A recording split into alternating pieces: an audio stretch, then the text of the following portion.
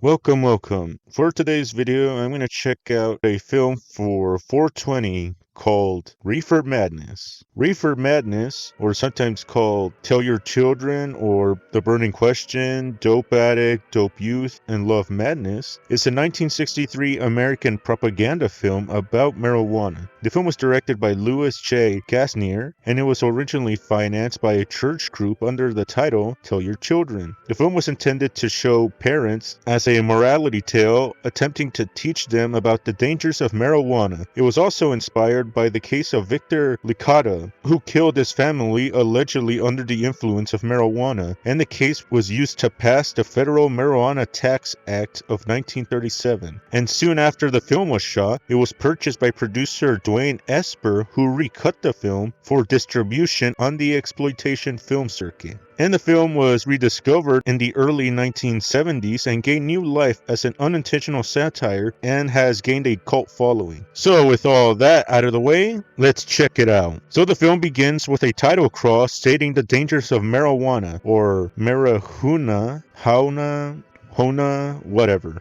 Anyways, the text states that it is the real public enemy number one. Yeah, you hear that, public enemy? You're no longer number one. Anyways, the text states that marijuana causes shocking acts of violence, which I call bullshit because the only thing you want to murder is a bag of Cheetos. Then we see a parent-teacher association take place and we get a lecture on marijuana by Dr. Buzzkill here. And you must stand united on this and stamp out this frightful assassin of our youth. That is the purpose of this meeting, ladies and gentlemen, to lay the foundation for a nationwide campaign by you to demand by law such compulsory education.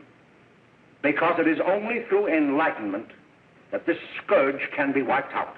Oh, brother, this guy stinks! Oh, and there's more. We also get a lesson in drug smuggling. They are hidden in fake jewelry cases, in the heels of shoes, women's shoes especially, because the drugs can be secreted in false heels.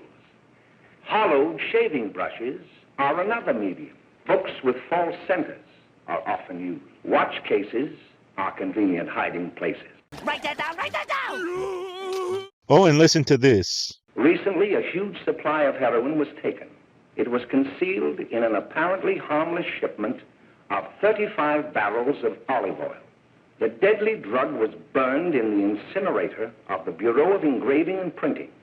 And more vicious, more deadly, even than these soul-destroying drugs, is the menace of marijuana. Yep, you heard that right. They said that marijuana is worse than heroin. And keep in mind, back then, they gave fucking cigarettes to cure asthma. Anyways, Dr. Buzzkill here recounts an incident that happened in town involving marijuana. And we meet May Coleman and Jack Perry, two drug dealers selling weed to kids. More specifically, adults playing kids. And I can see why this is an exploitation film. Back in the 30s, seeing a woman's leg was considered pornography. Anyways, we then meet Ralph Wiley, a psychopathic college dropout turned drug dealer who helps Jack recruit new customers like Bill Harper and Jimmy Lane to party at May and Jack's apartment. But first, dance time.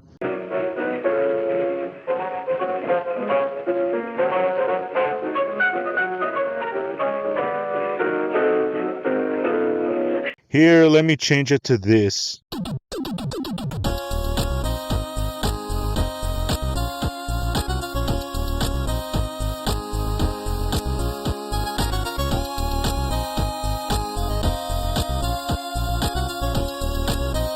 Let's see what Bill and Mary are up to. You know, when I study this, I kind of think of you.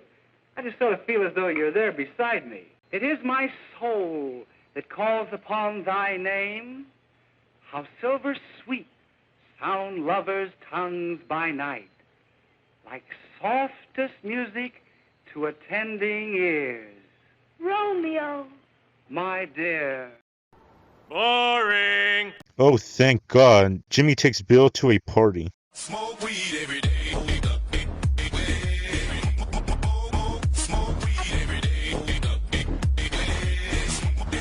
Anyways, Jack here runs out of reefer and has Jimmy to drive him to pick up more. And here we get to Jack's boss headquarters. Jimmy asks for a cigarette as Jack gets out, and he gives him a joint. By the time Jack returns, Jimmy is unknowingly high as fuck and he drives like he's in NASCAR.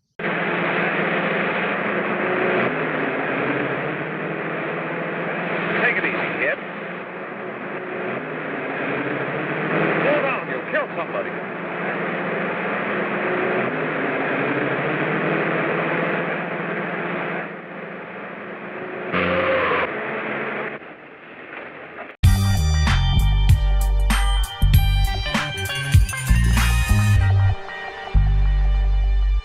Then Jimmy becomes paranoid after the hit and run, and we see Dr. Buzzkill here pressuring the FBI to stop marijuana use. You government men have got to find some way to put an end to it.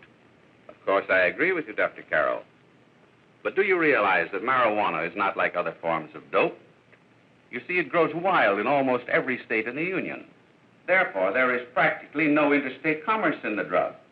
As a result, the government's hands are tied. Oh, boo-hoo! Let me play a sad song for you on the world's smallest violin. And then Dr. Buzzkill questions Bill. Isn't it true that you have, perhaps unwillingly, acquired a certain harmful habit through association with certain undesirable people? Well? Oh, no, sir, I haven't, Dr. Carroll. Well, that is, you see, I'm worried about something at home. All right, my boy. We'll just have to let it go at that. Also, I didn't edit that clip. That is literally how their conversation ends. Yeah, it looks like the doctor doesn't give a shit about what happened. Anyways, time to get high again.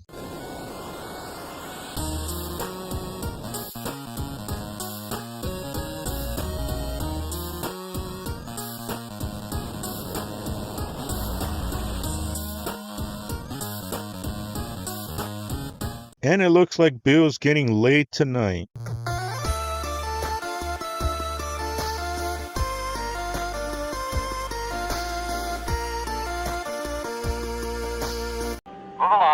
Then Mary goes to May's apartment looking for Jimmy and accepts a joint from Ralph. And she goes from Mary Lane to Mary Jane in a second. Oh, Mary, give me a No, Mary. no, don't. Please, no. Uh-oh, it looks like Ralph got a strain of Harvey Weinstein in him. And Bill comes out of the bedroom and fights Ralph. Then Jack shows up to stop the fight, and this happens.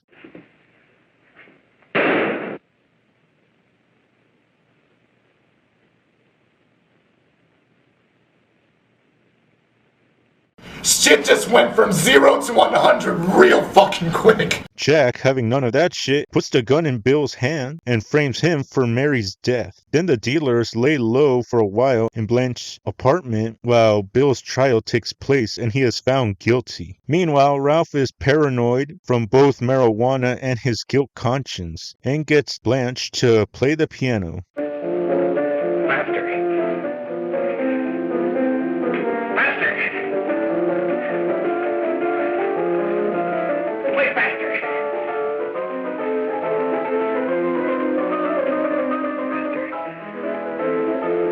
Play faster. Damn, dog, just chill the fuck out, alright?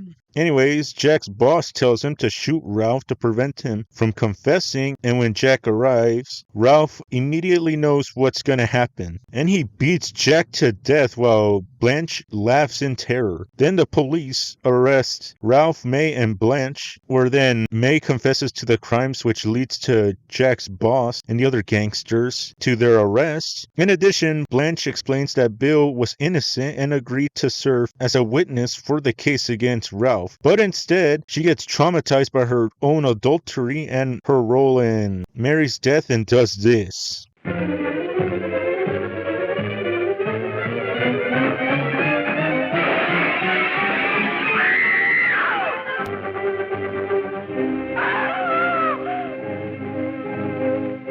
What? What the fuck? Anyways, Bill's conviction is overturned and Ralph is sent to an asylum for the criminally insane for the rest of his natural life, and Dr. Buzzkill gives us a stern warning. We must work untiringly so that our children are obliged to learn the truth. because it is only through knowledge that we can safely protect them. Failing this, the next tragedy may be that of your daughter, or your son, or yours, or yours, or yours.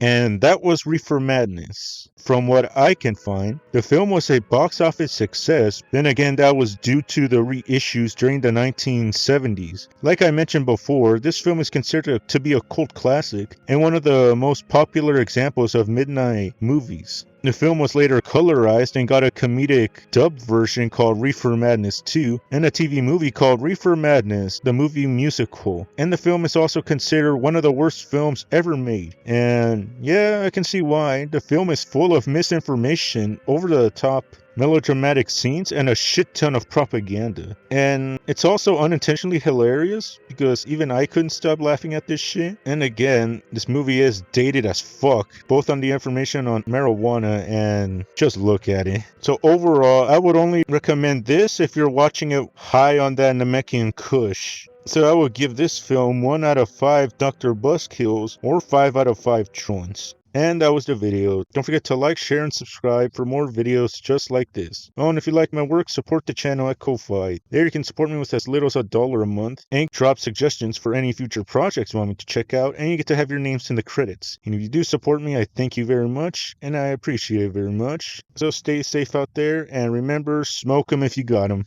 See ya.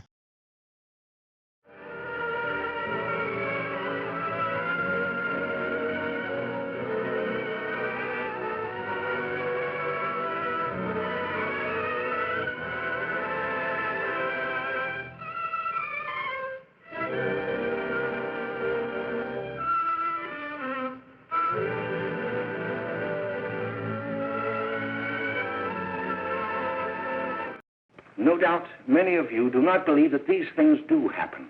You may also believe that the facts have been exaggerated. No shit, Sherlock.